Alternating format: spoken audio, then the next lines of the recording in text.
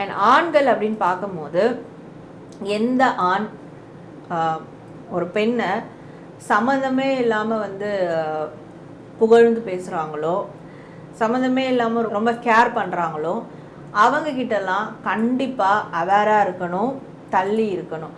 ஏன்னா சம்மந்தமே இல்லாமல் கேர் பண்ணுறாங்க, சம்மந்தமே இல்லாமல் புகழ்ந்து பேசுகிறாங்க, மொக்க ஜோக் அடிக்கிறாங்க.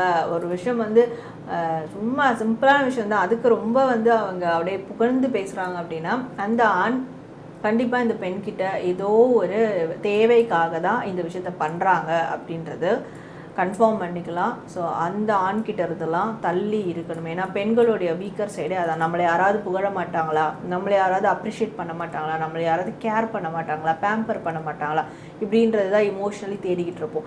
அப்போ வந்து அந்த பக்கம் இருக்கக்கூடிய ஆண்கள் இதெல்லாம் கொடுத்து அவங்கள வந்து தன் வலைக்குள்ளே விழ வச்சிடலாம் அப்படின்றது இதுதான் வந்து செய்வாங்க. ஸோ இப்படி வந்து சம்மந்தமே இல்லாமல் ஒரு ஆண் செய்கிறாங்கன்னா அந்த ஆண்கிட்ட இருந்தெல்லாம் நிச்சயமாக கேர்ஃபுல்லாக இருக்கணும். அண்ட் வந்து ஒரு ஆண் வெளிப்படையாக இல்லை, அவனுடைய லைஃப்பை பற்றி ஒரு பெண்கிட்ட சொல்ல மாட்டுறாங்க.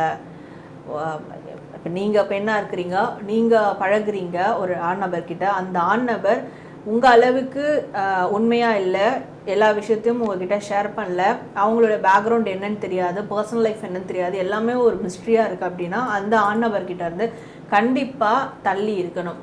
மேற்கொண்டும் அது உங்களுக்கு பிடிச்சிருக்குன்னு அந்த ரிலேஷன்ஷிப் மெயின்டைன் பண்ணும் போது அது மிகப்பெரிய டாக்ஸிக்கான ரிலேஷன்ஷிப்பாக மாறும். அது ஒரு நாள் ஒரு பெரிய பிரச்சனையை ஃபேஸ் பண்ணும் போது அந்த ஆண் நபர் இந்த பெண் நபரை உங்களை ப்ளேம் பண்ணிட்டு போயிடுவாங்க.